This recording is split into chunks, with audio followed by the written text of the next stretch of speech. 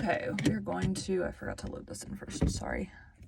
Chapter 10, excuse me, and of Green Gables 10. At a time, and Green Gables, open, okay. And scroll up, so it's starting at chapter 10. Okay.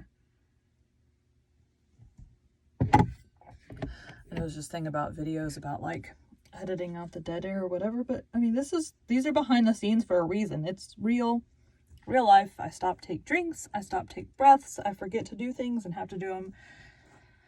Whatever, real life narrating, not cutting out the bad portions for you guys. If you want the good, fully edited version, I also post those, so with the logo for the podcast. Chapter 10, Anne's Apology. Marilla said nothing to Matthew about the affair that evening, but when Anne proved still refractory the next morning, an explanation had to be made to account for her absence from the breakfast table. Marilla told Matthew the whole story, taking pains to impress him with a due sense of the enormity of Anne's behavior. "It's a good thing Rachel Lynde got a calling down. She's a meddlesome old gossip," was Matthew's consolatory rejoinder. "Matthew Cuthbert, I'm astonished at you.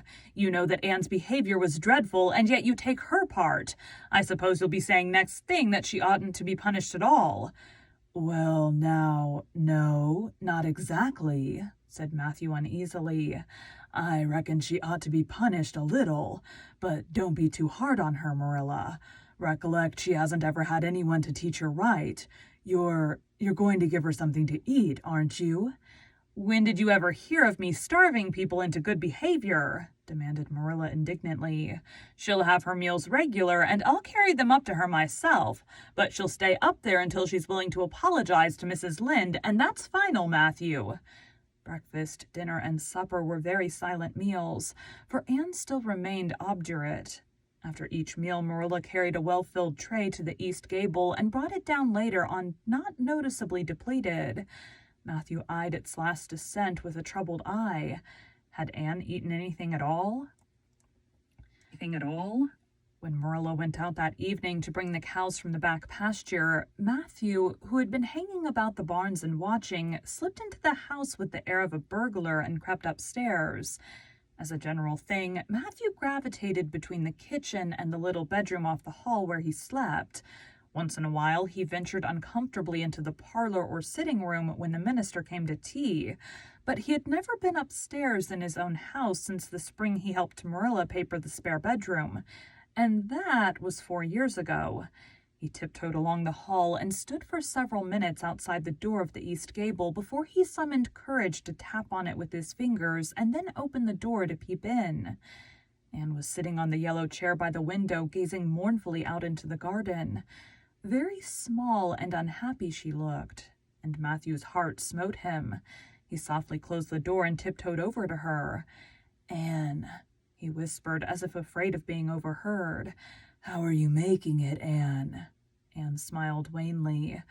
"Pretty well. I imagine a good deal, and that helps to pass the time. Of course, it's rather lonesome, but then I may as well get used to that."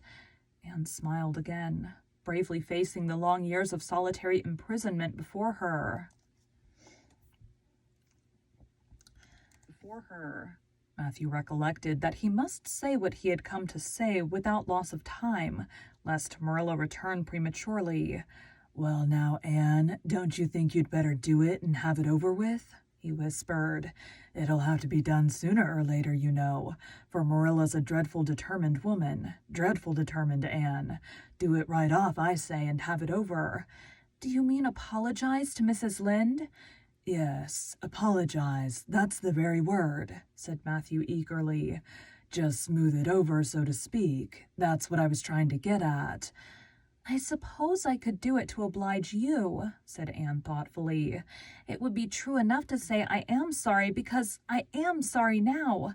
I wasn't a bit sorry last night. I was mad clear through, and I stayed mad all night. I know I did, because I woke up 3 times, and I was just furious every time. But this morning it was over. I wasn't in a temper anymore, and it left a dreadful sort of goneness, too. I felt so ashamed of myself, but I just couldn't think of going and telling Mrs. Lynde so. It would be so humiliating. I made up my mind I'd stay shut up here forever rather than do that. But still, I'd do anything for you if you really want me to. Well, now, of course I do. It's terrible lonesome downstairs without you. Just go and smooth things over. That's a good girl. Very well, said Anne resignedly. I'll tell Marilla as soon as she comes in I've repented. Back itches.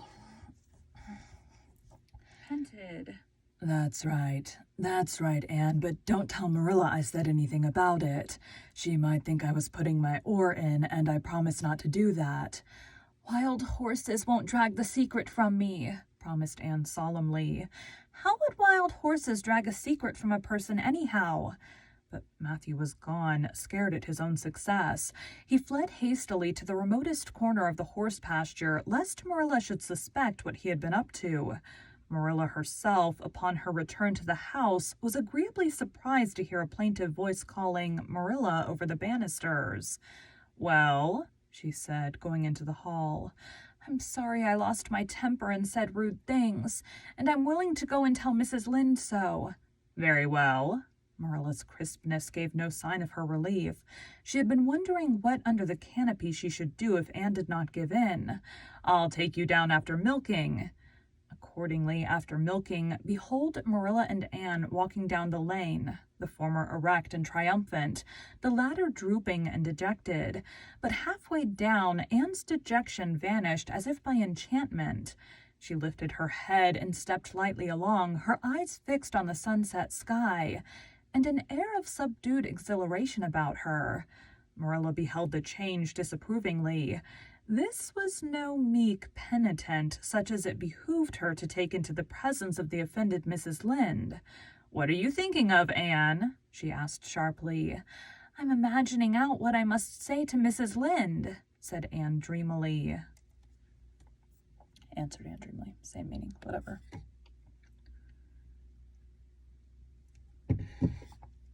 Dreamily. This was satisfactory, or should have been so, but Marilla could not rid herself of the notion that something in her scheme of punishment was going askew. Anne had no business to look so rapt and radiant. Rapt and radiant Anne continued until they were in the very presence of Mrs. Lynde, who was sitting knitting by her kitchen window. Then the radiance vanished. Mournful penitence appeared on every feature. Before a word was spoken, Anne suddenly went down on her knees before the astonished Mrs. Rachel and held out her hands beseechingly. Oh, Mrs. Lynde, I am so extremely sorry, she said with a quiver in her voice. I could never express all my sorrow. No, not if I used up a whole dictionary. You must just imagine it. I behaved terribly to you, and I've disgraced my dear friends, Matthew and Marilla, who have let me stay at Green Gables, although I'm not a boy. I'm a dreadfully wicked and ungrateful girl, and I deserve to be punished and cast out by respectable people forever. It was very wicked of me to fly into a temper because you told me the truth. It was the truth. Every word you said was true. My hair is red, and I'm freckled and skinny and ugly. What I said to you was true, too, but I shouldn't have said it. Oh, Mrs. Lynde, please, please forgive me. If you refuse, it will be a lifelong sorrow on a poor little orphan girl.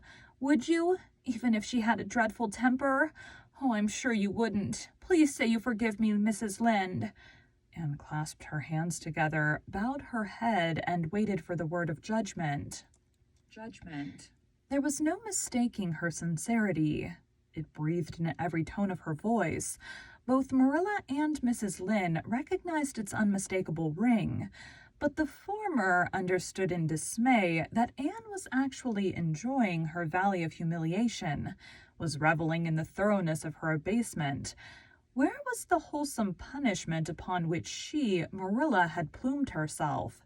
Anne had turned it into a species of positive pleasure. Good Mrs. Lynde, not being overburdened with perception, did not see this. She only perceived that Anne had made a very thorough apology, and all resentment vanished from her kindly, if somewhat officious, heart. There, get up, child, she said heartily. Of course I forgive you. I guess I was a little too hard on you anyway, but I'm such an outspoken person. You mustn't mind me, that's what. It can't be denied your hair is terrible red, but I knew a girl once, went to school with her in fact, whose hair was every mite as red as yours when she was young, but when she grew up it darkened to a real handsome auburn. I wouldn't be a mite surprised if yours did too. Not a mite. Oh, Mrs. Lynde, Anne drew a long breath as she rose to her feet. You have given me a hope. I shall always feel that you are a benefactor.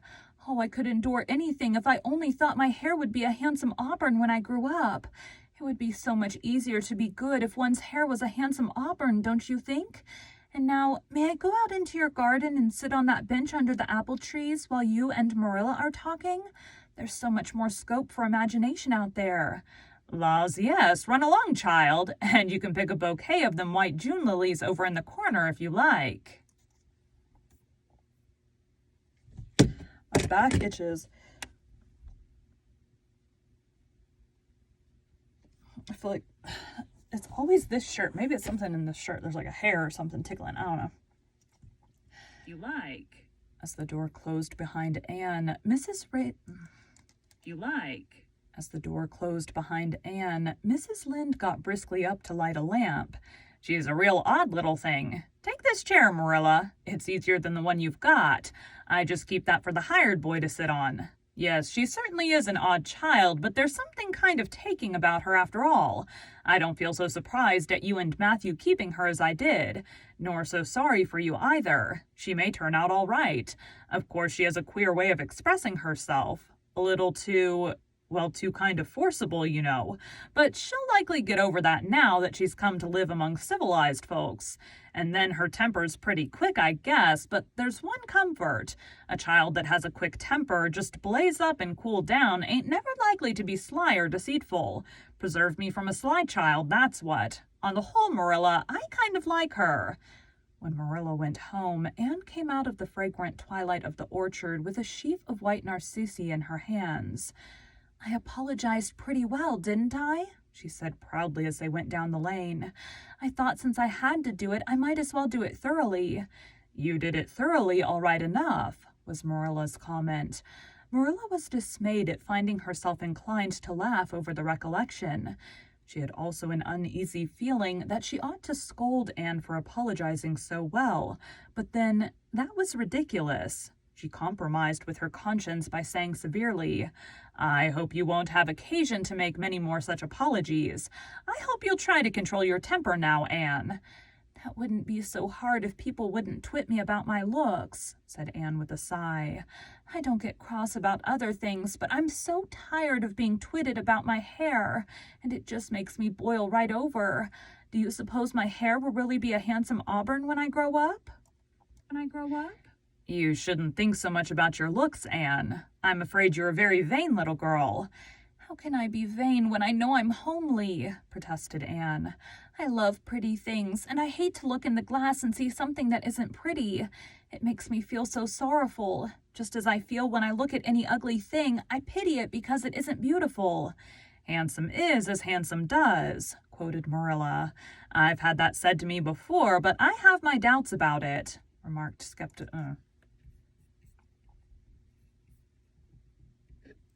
Beautiful.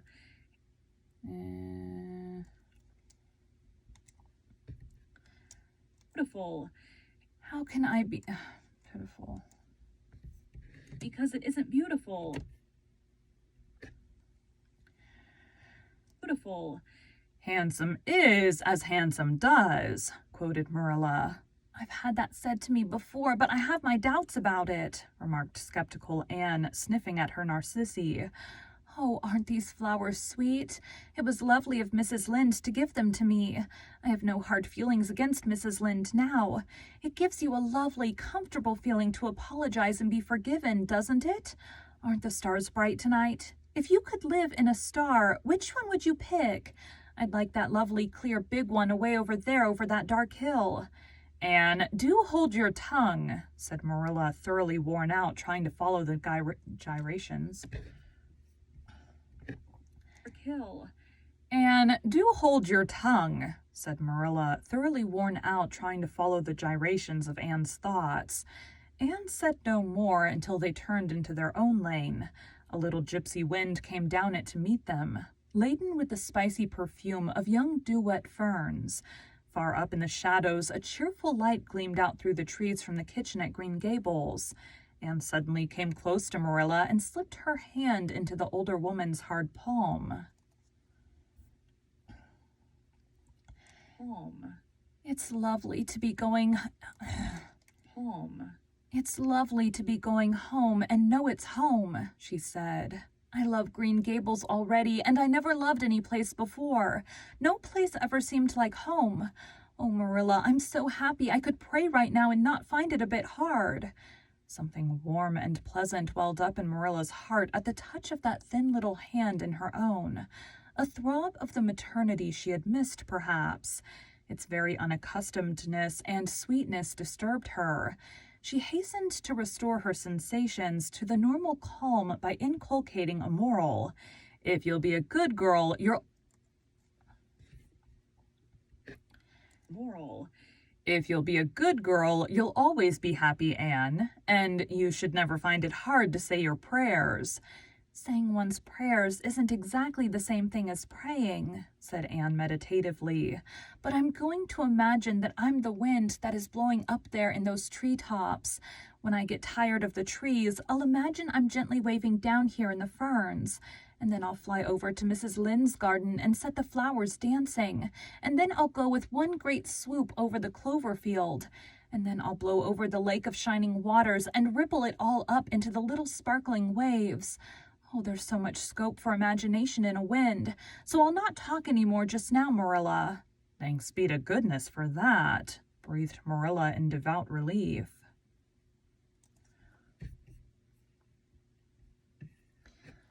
That is it. Thanks, guys.